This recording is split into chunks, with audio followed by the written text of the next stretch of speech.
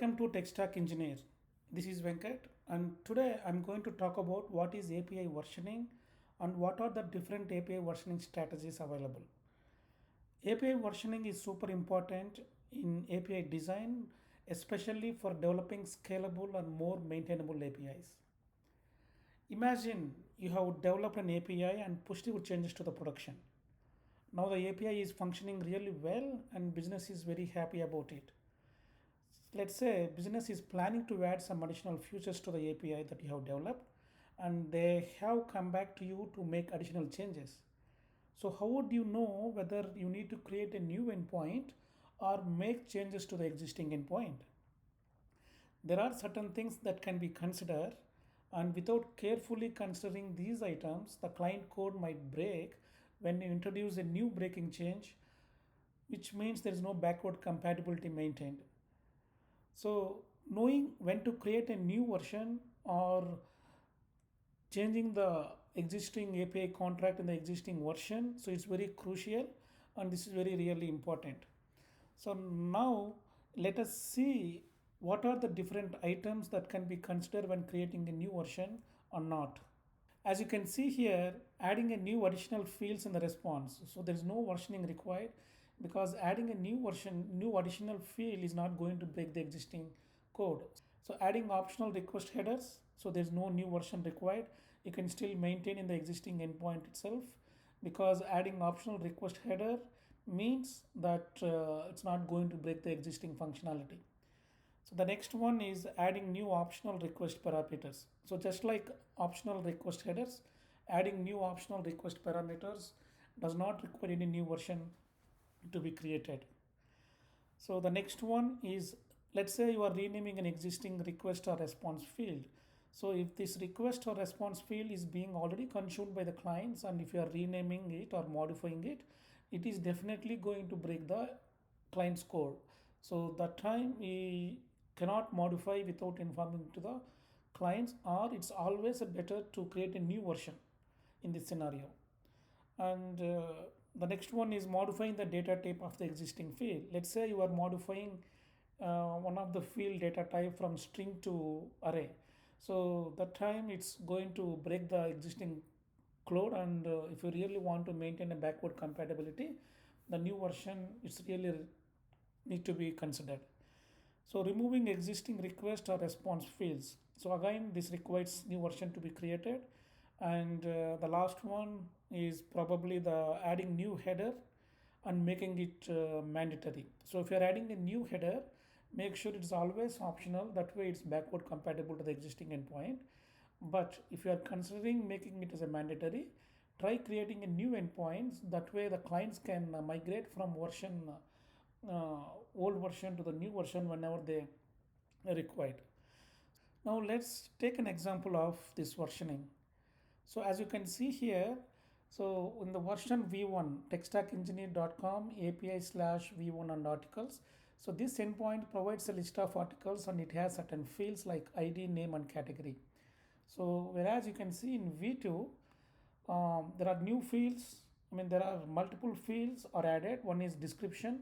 So there is no description field in the v1, whereas description field is added. If it is only a description field that you are is being added, there is no need of v2 version. So the v2 version is being created because the category field, the data type of the category here is being changed from string to object. So as you can see here, we have category as a string API design in version v1, whereas in version v2 it is changed to object where it can contain more information like ID, name and additional fields in future if they can be added. So this is a breaking change, and if you start making these kind of data changes in the existing endpoint, the client code is definitely going to break, and which is a breakable change, and there's no backward compatibility maintained in this. So you really need to consider creating a new endpoint when there are data type changes like this. So let us see what are the different versioning strategies. So this is one of the versioning strategies that we are seeing here, where we are having versioning with URI, and we also have versioning with header, versioning with request parameter, versioning with host name. So as we can see here, versioning with URI, the endpoint itself contains the version number. So you could clearly see here the version number v1 and v2 in the URI endpoint itself. So this is more easy and effective way of managing versions, and especially debugging is very easy. So if the endpoint is called by multiple clients, and if it involves multiple layers, it's very easy to identify which version of the endpoint is being called, and also to get the statistics like how many number of requests for v1, and what is the response time for v1 and v2 separately. So those kind of statistics can also be easily achieved using this versioning with URI strategy. So sometimes code duplication may be possible with this, because you might be having a same code for the controller layer, but you may be having different business logic inside service layer. And the next one is versioning with header. So accept is the request header, and which is a preferred way of maintaining the version numbers. In this scenario, as you can see here, there is no versioning number in the endpoint itself. The endpoint just says api.extracengineer.com/api/articles. So there is no versioning number mentioned, right? So the versioning is basically mentioned in the request headers, like version equal to 1.0, 2. Something like that. So, so this strategy does not need maintaining two different endpoints, and sometimes debugging is hard due to less visibility of the version. My server code may contain complex logic. So when you had significant changes between versions, like you are having more changes like adding new additional fields and changing the existing data types from one type to other types, and if you want to maintain significant changes between different versions, then you have to consider a kind of a complex logic, like if the version is equal to 1.0, this is the contract. If version is equal to 2.0, this is the contract. So something like that. So next one is versioning with request parameters. So just like versioning with request header, versioning with request parameter also can contain only one endpoint. So as you can see here, the version number is maintained in the request parameter itself. So this is very simple, and also debugging is easy for this one, because the versioning is also maintained almost at the endpoint level. So versioning with request parameter, as you can see here, the versioning is maintained at the request parameter level. So just like versioning with request header, versioning with request parameter also contains only one endpoint, even though the version numbers are different. Server code may contain complex logic, because if the changes between version numbers are varying significantly, then you may have to maintain separate logic for each version number in the same code, the same endpoint.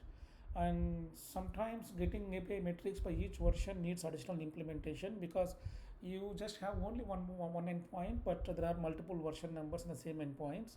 And most of the observability tools, they really give a statistics based on the endpoint itself, like how many number of requests in a particular duration, and what is the response time for each version number. So if you want to have those kind of statistics, you need to have some additional logic, additional implementation if you are using versioning with request header and versioning with request parameter. The other approach of versioning strategy is versioning with host. So as you can see here, the first version, which is like api.extracengineer.com, is being migrated to graph.techstackengineer.com. So this is normally considered a significant change, which has a very large or extensive changes for all the clients, where you are completely modifying the API architectural style from REST to GraphQL. So this approach involves extensive rework of an API, and it demands comprehensive documentation of the changes. So as we have seen, each versioning strategy has their own use case, and it should be carefully considered which strategy would fit your needs. So we have seen different versioning strategies, and each versioning strategy has their own use case, and it should be carefully considered which strategies would fit for your needs. So API versioning is very crucial practice for maintaining the stability and flexibility of the APIs, especially in a rapidly evolving business environment. Thank you so much for watching this video about API versioning strategies. I will see you in my next video. Thank you.